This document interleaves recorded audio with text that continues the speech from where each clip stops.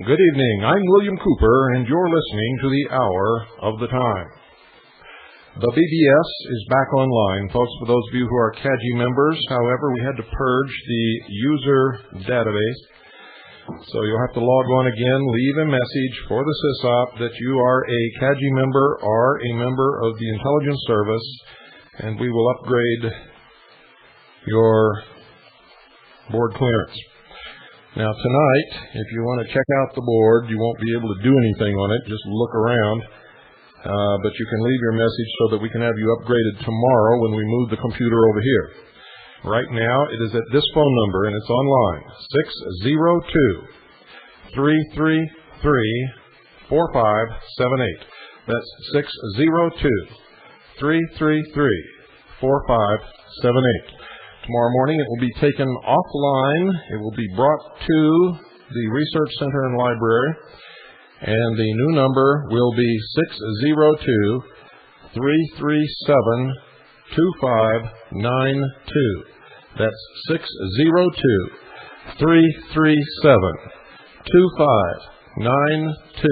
There are some over 2,000 files of legal information, common law information, constitutional information, intelligence information, who done what to who when, and the things that you never dreamed of in your entire life, I guarantee you. Also, folks, I need you to do something right away. There's a bill in Congress that is coming up for a vote. Now, this has got to be done now, folks. You must phone your congressman. It's H.R. 3261. Phone your congressman, not your senator. Your congressman, not your senator. Okay? And keep phoning, and keep phoning, and keep phoning. The name of the bill is H.R. House Resolution 3261. That's House Resolution 3261. Again, House Resolution 3261. You must begin calling now, and you must continue to call. This is a bill that will literally force the IRS to deal legally instead of under the color of law. It will make individual agents responsible for their own legal costs and litigation costs and court judgments arising from arbitrary, capricious, or malicious acts and for other purposes.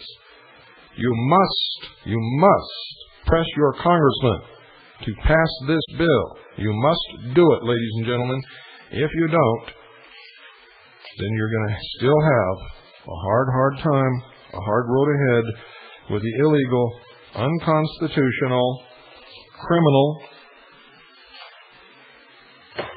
Internal Revenue Service. Do that now. If you don't know the number of your congressman, call tomorrow, and we'll give it to you. If you're too lazy to find out any other way, we'll give it to you, and we won't give you a hard time. Call us tomorrow at 602-337-2562. That's 602-337-2562. We'll give you the number of your state congressman, your state representative. Okay? Now, I hope you all have pen and paper ready, because tonight, ladies and gentlemen, is a big night. It's the beginning of a long series. We're going to repeat what we broadcast in late May or early June 1992 on mind control, and we're going to bring you up to date with a lot of new information. This series could take 3 or 4 weeks. I guarantee you it's going to take all of this week with no problems whatsoever. So, don't go away. You don't even want to miss 1 second of this series or any of the broadcasts in this series.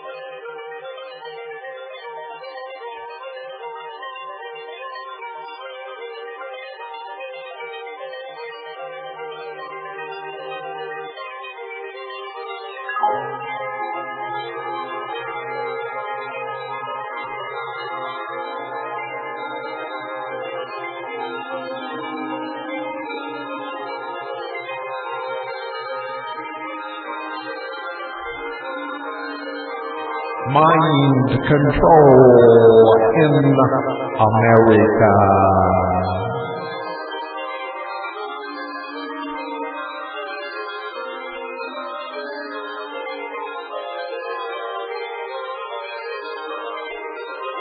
People,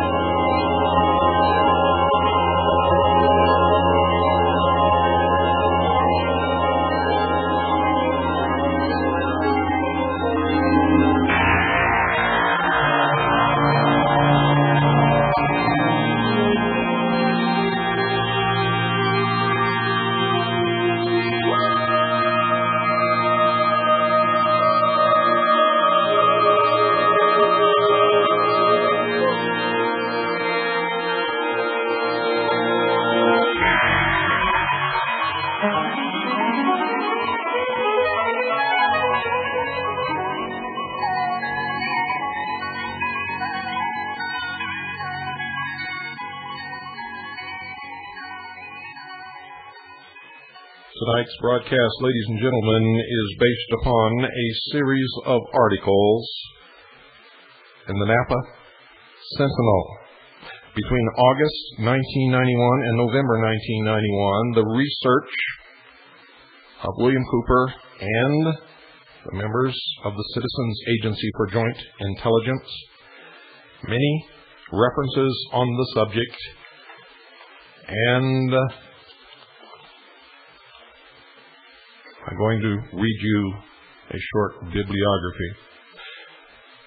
Acid Dreams by Martin Lee and Bruce Schlain. From the Belly of the Beast by Jack Henry Abbott. The Congressional Record number 26, volume 118, February 24, 1974, testimony of Jose Delgado. The Glass House Tapes by Louis Tackwood. The Great Heroin Coup by Henrik Kruger. Individual Rights and the Federal Role in Behavior Modification, 93rd Congress, 2nd Session, 1974, Sam Ervin, Senate Subcommittee on Constitutional Rights. The Last Hero, Wild Bill Donovan by Anthony Cave Brown. Mind Control by Peter Schrag. The Mind Stealers by Samuel Chavkin. Matador with a radio stops wild bull. New York Times, May 17, 1965. Operation Mind Control by Walter Bullitt. The Phoenix Program by Douglas Valentine. The Physical Control of the Mind by Jose M.R. Delgado, M.D. The Politics of Heroin in Southeast Asia by Alfred McCoy. Role of Brain Disease in Riots and Urban Violence by Vernon H. Mark, Frank R. Irvin, and William H. Sweet, Journal of the American Medical Association, September the 11th, 1967. The San Francisco Bay Guardian, August 28, 1991. Convict Talks of 1984 Arms Talks with Iran in the San Francisco Chronicle, December 29, 1986. The San Francisco Chronicle, January 13, 1973. Guy Wright Column, San Francisco Chronicle, July 5, 1987. The Sunday Times, July 1975. Violence and the Brain by Vernon H. Mark and Frank R. Irvin. War on the Mind, The Military Uses and Abuses of Psychology by Peter Watson. Were We Controlled by Lincoln Lawrence. Why Was Patricia Hearst Kidnapped by Mae Brussell, The Realist, and other select readings. Mae Brussell was so close to the truth, ladies and gentlemen, she was eventually murdered. And her library was taken over by people who have done nothing since to get close to the truth. Just keep you confused and going around in circles.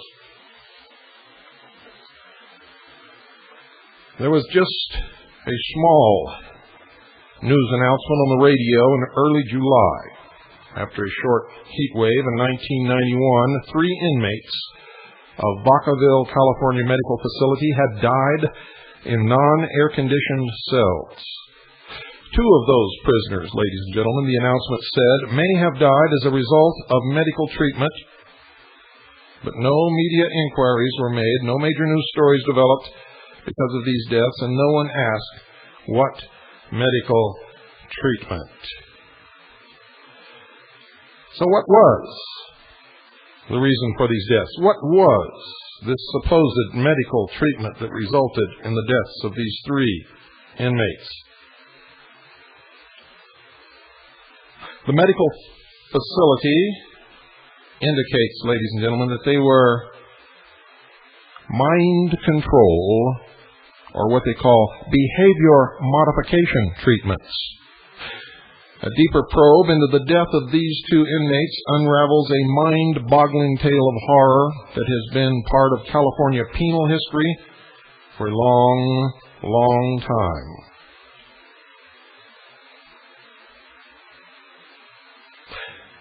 And it is, of course, one that caused national outcries less than 2 decades ago. Most of you will not remember. But mind control experiments have been a part of California for decades, ladies and gentlemen, and they permeate the mental institutions and prisons.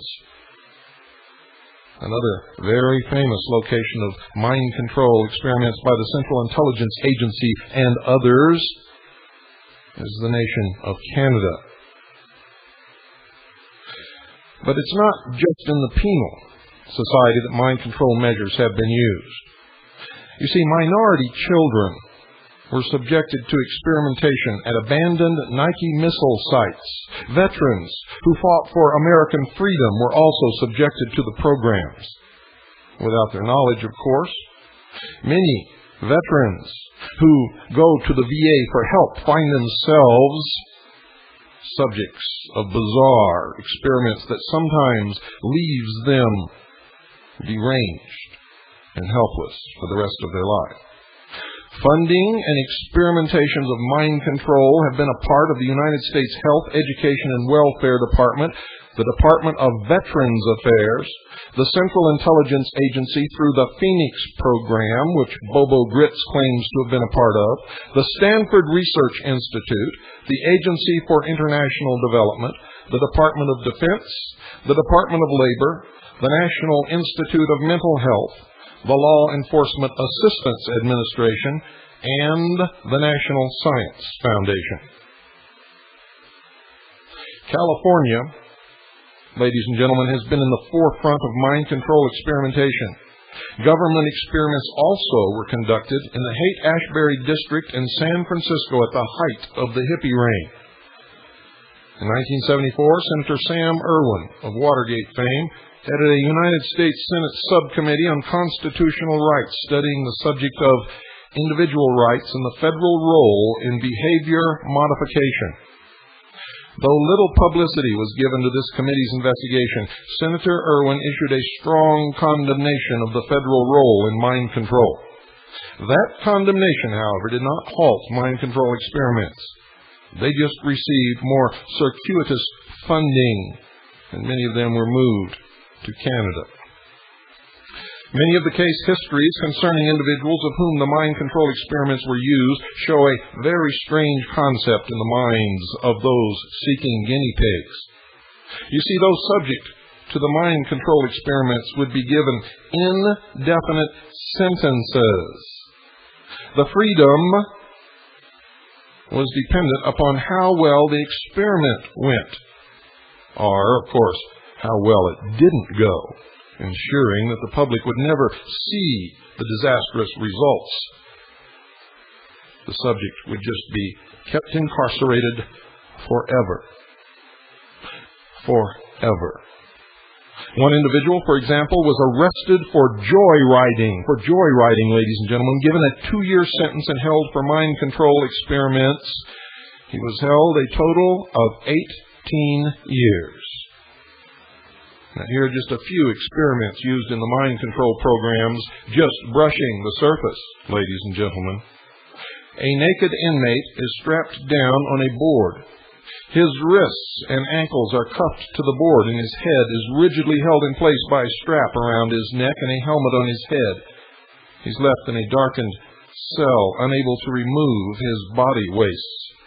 When a meal is delivered, one wrist is unlocked so he could feel around in the dark for his food and attempt to pour liquid down his throat without being able to lift his head.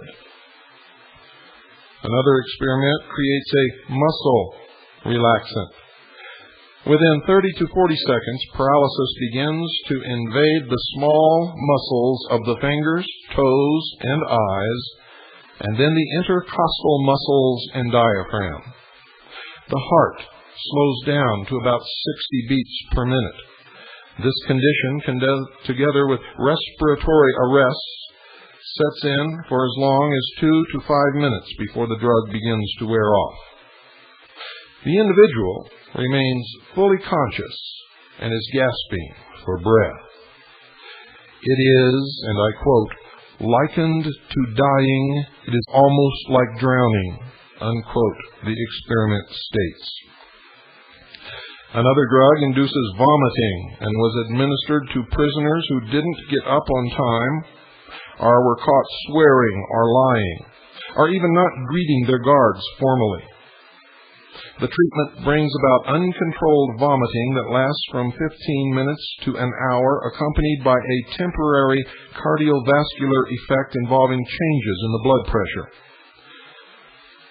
Now, you can see where this is going, ladies and gentlemen. It leads ultimately to total control of the individual. The Department of Health, Education, and Welfare in the United States Army have admitted mind control experiments, and many deaths have occurred, all on record. And many which are not on record. Records cannot be found. They've been destroyed or hidden or locked away or veiled by the all-encompassing curtain called national security, which in most instances turns out to be security of the criminals from the public citizens of the nation. Another experiment deals with creating body rigidness, aching, restlessness, blurred vision, severe muscular pain, trembling, and fogged cognition. In tracing the steps of government mind control experiments, ladies and gentlemen, the trail leads to legal and illegal usage for covert intelligence operations, and experiments on innocent people who were unaware that they were even being used as subjects in these draconian practices.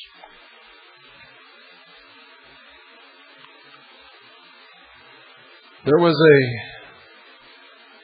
Senate subcommittee convened on November 1974.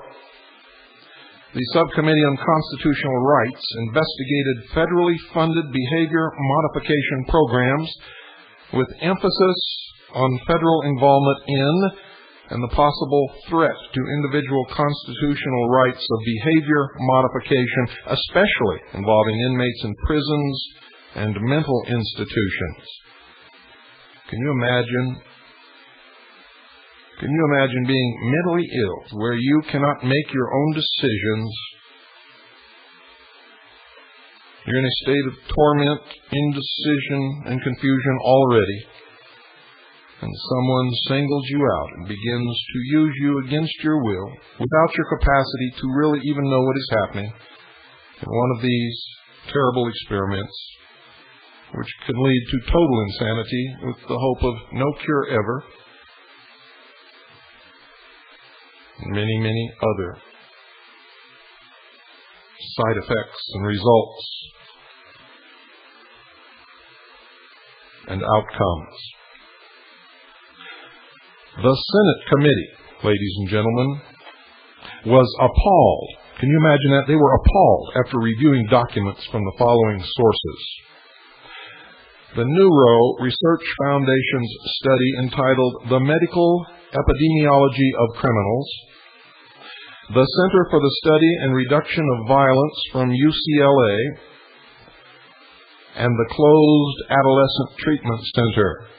Where are your children right now? A national uproar was created, folks, by various articles in 1974 which prompted the Senate investigation, but after all these years, the news that 2 inmates at Vacaville may have died from these same experiments indicates that though a nation was shocked in 1974, little was done to correct the experimentations. And in 1977, a Senate subcommittee on health and scientific research chaired by Senator Ted Kennedy focused on the CIA's testing of LSD on unwitting citizens. Only a mere handful of people within the CIA knew about the scope and details of the program. To understand the full scope of this problem, it's important to study some of its origins. The Kennedy Subcommittee learned about the CIA operation, dubbed MK Ultra, through the testimony of Dr. Sidney Gottlieb. The purpose of the program, according to his testimony, was to investigate whether and how it was possible to modify an individual's behavior by covert means. Folks, to explain that to you, it means without the knowledge of the subject. I'll say that again. Investigate whether and how it was possible to modify an individual's behavior by covert means. This will all begin to take on special meaning to you at some point later on in this series.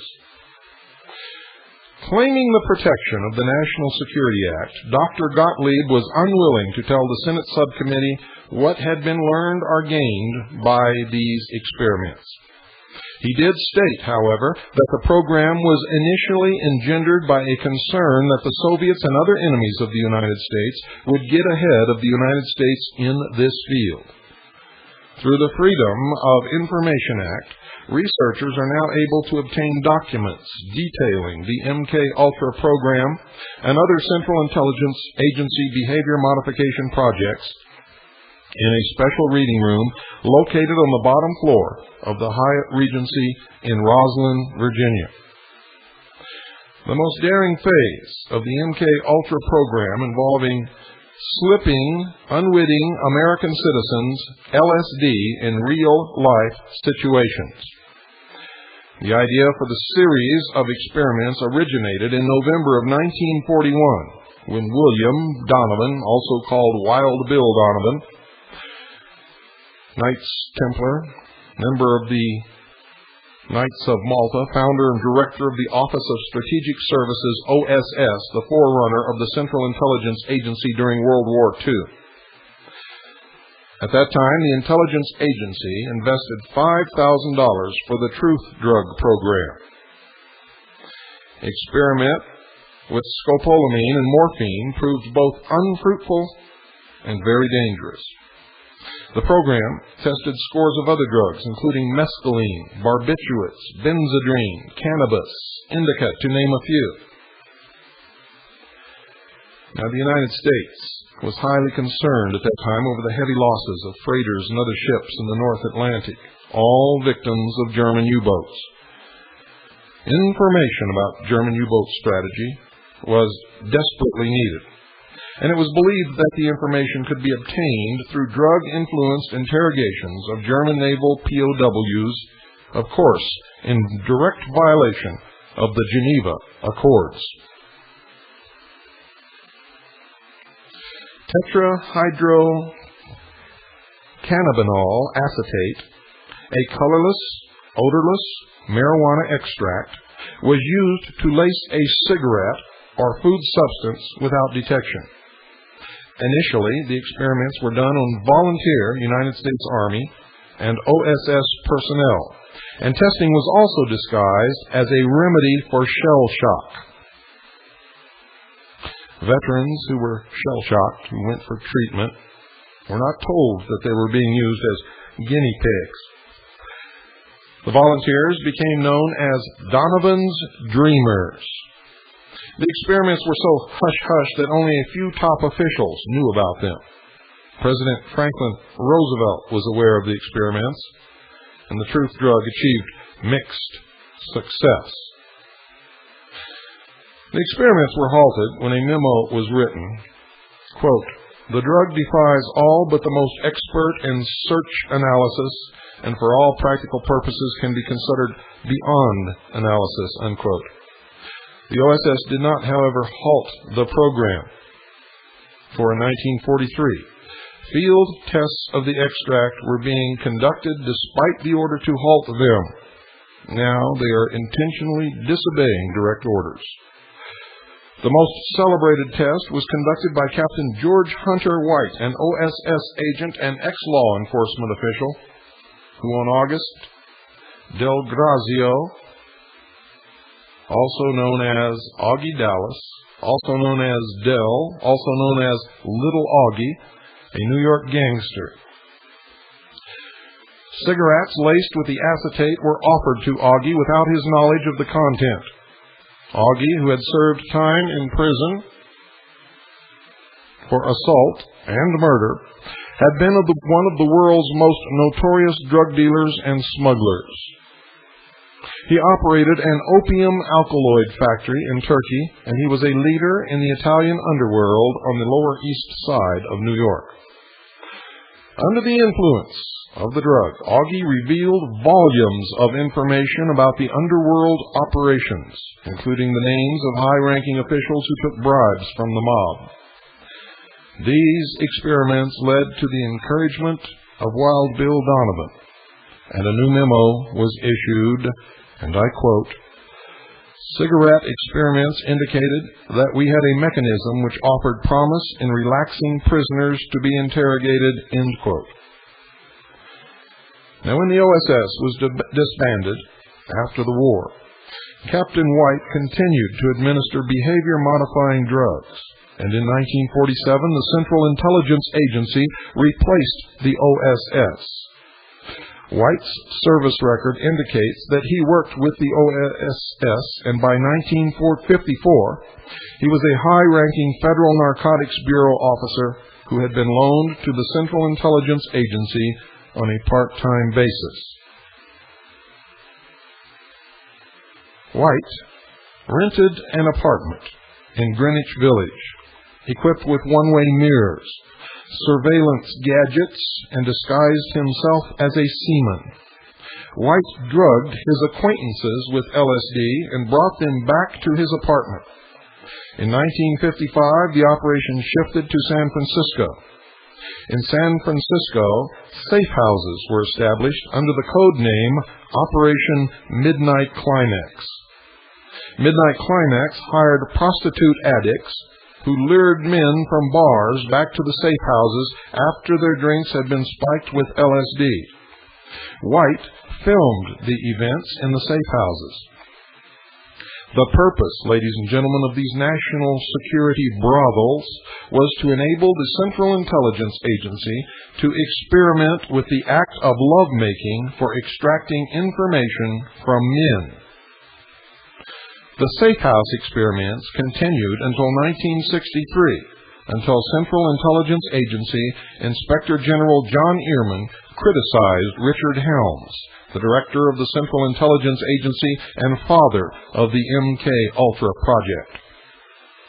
Ehrman charged the new director, John McCone, had not been fully briefed on the MK Ultra project when he took office, and that the concepts involved in manipulating human behavior are found by many people within and outside the agency to be distasteful and unethical. Wouldn't you say that that is quite an understatement, being as these experiments were being conducted on innocent, unsuspecting, unknowing, and unconsenting American citizens?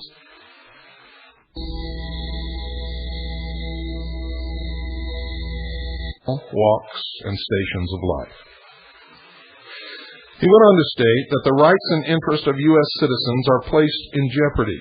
How nice of them to realize such a thing. But as you will see,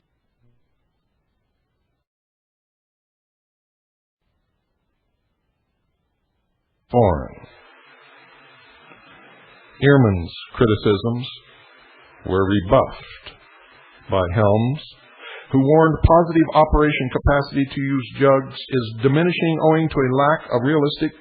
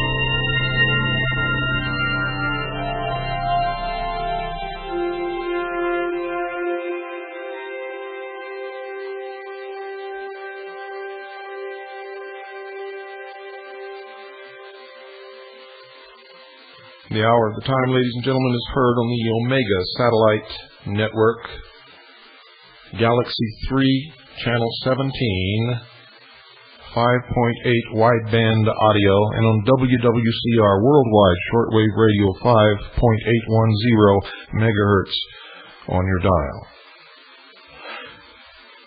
The hour of the time is brought to you by Swiss America Trading. They specialize in hard assets, non-reportable, non-confiscatable assets that you can use to protect what you have worked so hard during your life together for the future financial stability of your family.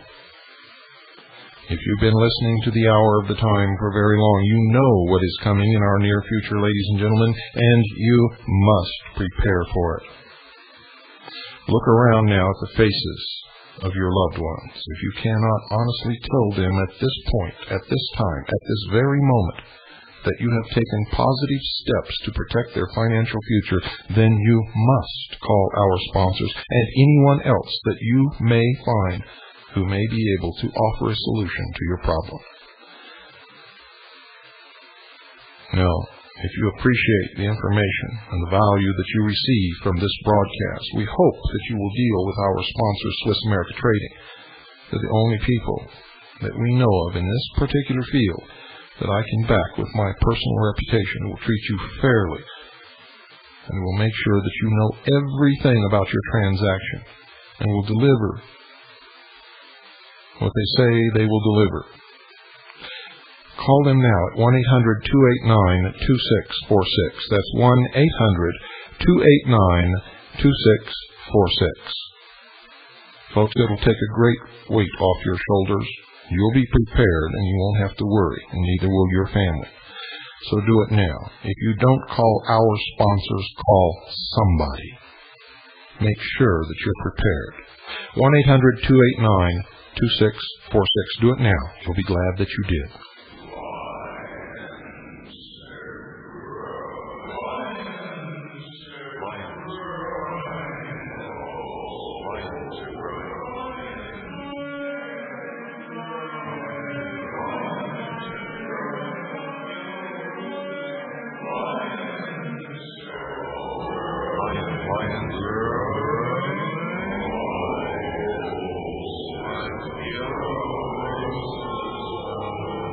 Lions are growing like yellow roses on the wind.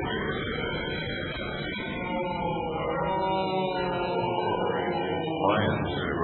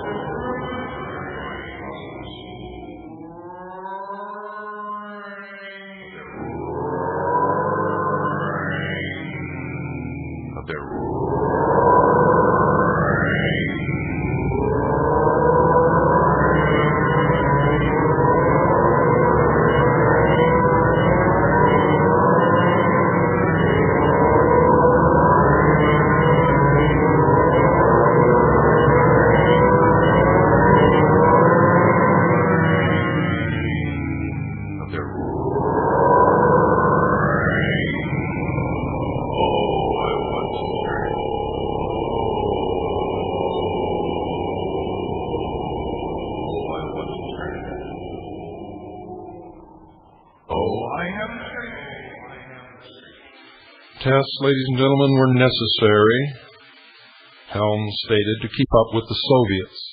But in 1964, ladies and gentlemen, Helms had testified before the Warren Commission investigating the assassination of President John Kennedy that, and I quote, Soviet research has consistently lagged 5 years behind Western research. Was he lying? Upon leaving government service in 1966, Captain White wrote a startling letter to his superior.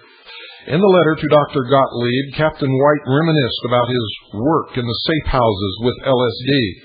His comments were frightening. I quote from that letter. I was a very minor missionary, actually a heretic, but I toiled wholeheartedly in the vineyards because it was fun, end quote. White wrote, and I quote again, where else could a red-blooded American boy lie, kill, cheat, steal, rape, and pillage with the sanction and blessing of the All-Highest, end quote. Though the CIA continued to maintain drug experiments in the streets of America, ladies and gentlemen, after the program was officially canceled, the United States reaped tremendous value from it, according to their own testimony. With George Hunter White's connection to underworld figure Little Augie, connections were made with Mafia kingpin Lucky Luciano, who was in Dannemora prison. Luciano wanted freedom. The Mafia wanted drugs. And the United States wanted Sicily. The date was 1943. Augie was the go-between between Luciano and the United States War Department. Lucky Luciano was transferred to a less harsh prison and began to be visited by representatives of the Office of Naval Intelligence and from underworld figures such as Meyer Lansky. A strange, very strange alliance was formed between the United States intelligence agencies and the Mafia, who controlled the West Side docks in New York. And it continues to this very day.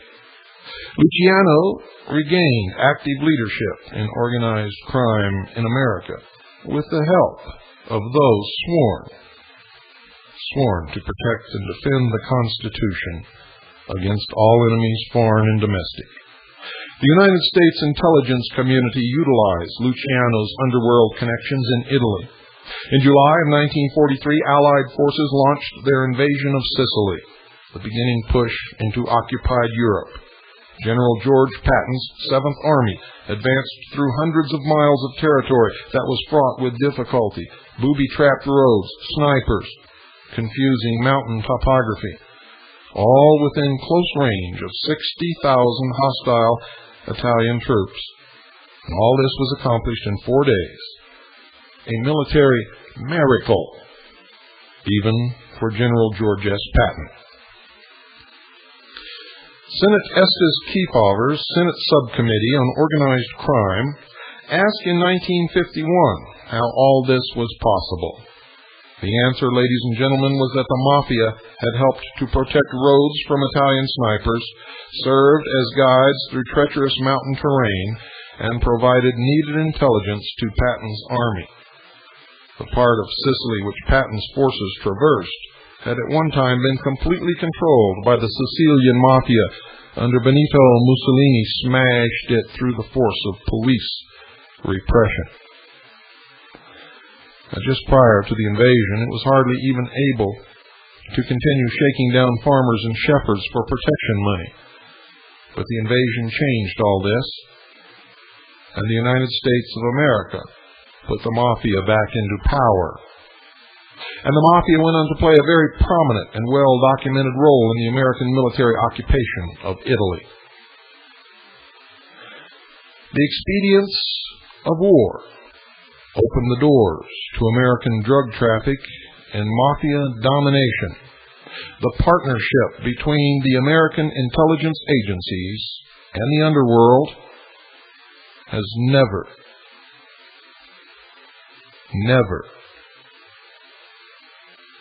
been shaken. This, you see, was the beginning of the Mafia-United States Intelligence Alliance. An alliance that lasts to this very day and helped to support the covert operations of the Central Intelligence Agency, such as the Iran-Contra operations. In these covert operations, the Central Intelligence Agencies would obtain drugs from South America and Southeast Asia, sell them to the Mafia, and use the money for the covert purchase of military equipment. These operations accelerated when Congress cut off military funding for the Contras. Whenever law enforcement agencies would come close to the source, the supply lines, or the distribution points and network of the drugs, the veil of national security would come down to protect all concerned, including the Mafia. Every sincere effort and investigation into the source of drugs coming into the United States of America have ended up against a solid curtain that has come down in front of the investigators, forbidding any further research on their part. That curtain is called the national security. One of the Allies' top occupation priorities in those days was to liberate as many of their own soldiers from garrison duties so that they could participate in the military offensive. In order to accomplish this, Don Caliguero's Mafia were pressed into service, and in July of 1943, the Civil Affairs Control Office of the United States Army appointed him mayor of Villalba, and other Mafia officials as mayors of other towns in Sicily. As the northern Italian offensive continued, Allied intelligence became very concerned over the extent to which the Italian communist resistance to Mussolini had driven Italian politics to the left. Community Party membership had doubled between 1943 and 1944. That's Communist Party membership, folks, had doubled between 1943 and 1944. Huge leftist strikes had shut down factories, and the Italian underground fighting Mussolini had risen to almost 150,000 men. By mid-1944, the situation came to a head, and the United States Army terminated arms drops to the Italian resistance and started appointing Mafia officials to occupation administration posts. Mafia groups broke up leftist rallies and reactivated black market operations throughout southern Italy. Now, why did the intelligence community do this instead of dealing with honest, sincere patriots and resistant movement leaders? Simply, folks, there is a rule in intelligence. Remember, I was a member of the Office of Naval Intelligence, and I know what I'm talking about. There is a rule. And that rule is that you live a life of blackmail. You see, they could blackmail the Mafia leaders. They could threaten them with exposure, arrest. They could pull the rug out from under them at any time they wanted to. But as long as they dealt with them and the Mafia leaders did what they were told, did what they were bidden, they were helped in return. And they were literally handed the country of Italy and the underworld of the United States of America on a silver platter. Now, it worked the other way. Also, ladies and gentlemen, the members of the Mafia had the same blackmail abilities over those who worked with them, their case officers, and the intelligence departments, agencies, and operations who dealt with them. And this gave them great power. Haven't you always wondered how a few hoodlums held such control over so many people and so many cities in this country? Why was it that our law enforcement agencies were unable to properly deal with them?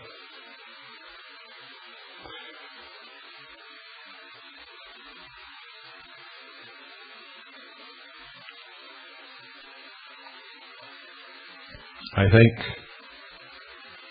it is something that all Americans need to know, need to think about, and we need to begin to put together solutions so that these things can never happen again. And how can we do that? When the very foundation of the nation is slipping out from within our grasp. The Constitution itself is in danger. But it's in danger, folks, because of years and years and years of these powerful members of the intelligence community and secret societies who have been destroying, subverting the nation from within, often using the guise of patriotism to coerce good men and women to help them in the destruction of this country, not realizing that in their zeal and patriotism they were actually helping to destroy the nation.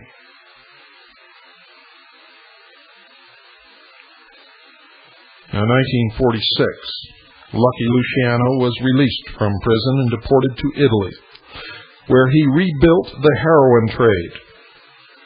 The court's decision to release him was made possible by the testimony of intelligence agents at his hearing and a letter written by a naval officer reciting what Luciano had done for the Navy. Luciano was supposed to have served from 30 to 50 years in prison. Over 100 Mafia members were similarly deported within a couple of years.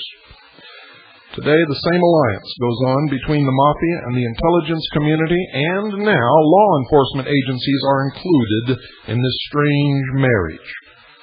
The liaison between them is the Anti-Defamation League of B'nai B'rith. Has nothing to do with Jews or Judaism, and it has all been documented, and we will get to that, ladies and gentlemen. Luciano set up a syndicate which transported morphine base from the Middle East to Europe, refined it into heroin, and then shipped it into the United States via Cuba. During the 1950s, Marseille in southern France became a major city for the heroin labs, and the Corsican syndicate began to actively cooperate with the Mafia in the heroin trade. And those, as you all know, became popularly known as the French Connection. In 1948, our Captain White visited Luciano and his narcotics associate Nick Gentile in Europe. Gentile was a former American gangster who had worked for the Allied military government in Sicily. By this time, the Central Intelligence Agency was already subsidizing Corsican and Italian gangsters to oust communist unions from the port of Marseille. American strategic planners saw Italy and southern France as extremely important for their naval bases as a counterbalance to the growing naval forces of the Soviet Union.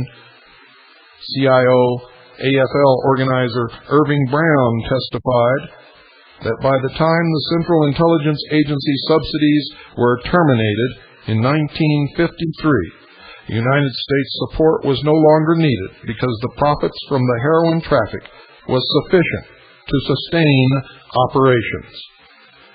Every member of every agency, of every intelligence organization in this country knows every single bit of this, ladies and gentlemen. Yet Lieutenant Colonel James Bobo Grits claims he didn't know anything about no drug smuggling into this country until he heard it from a third world drug lord named Kunsaw. And he is a liar. Lieutenant Colonel James Bobo Grits was a highly placed intelligence officer of the United States Army and was in fact the commander of Operation Watchtower in Central America.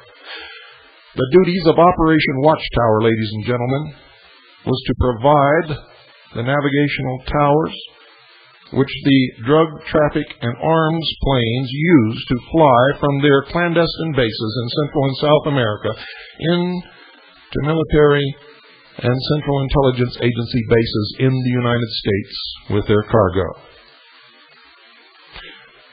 The other duties of Operation Watchtower was to protect and provide for the security of those arms and drug flights.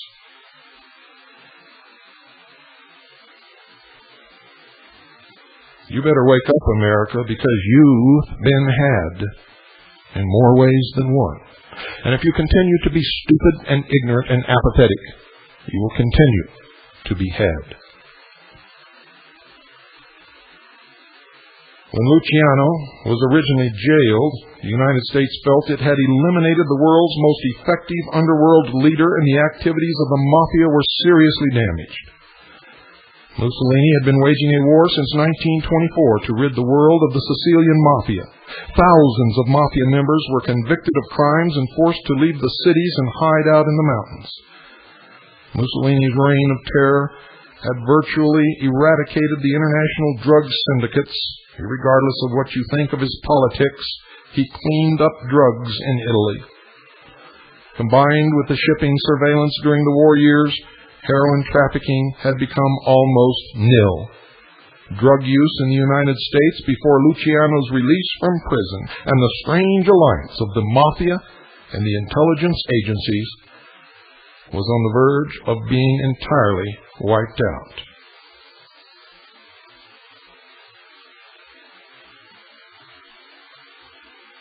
Ladies and gentlemen, don't miss tomorrow night, or any night for that matter in this series. If you do, I guarantee you will be sorry. for you are going to have your eyes opened like you have never had them opened before. And I'm going to reach out and slap you upside the head with a 2x4 as hard as I can. You will form your militia units. You will prepare. And when the time comes, you will fight for your freedoms. Good night. And God bless you all.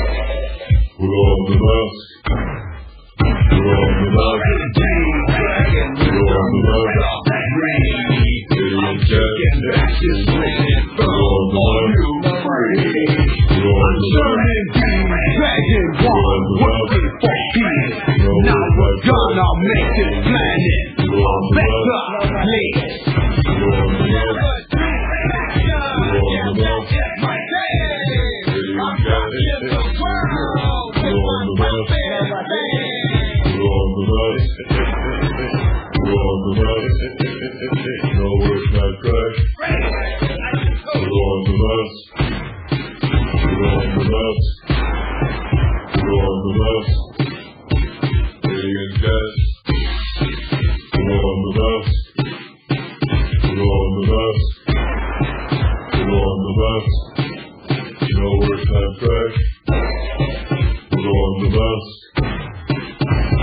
Thank you, brother.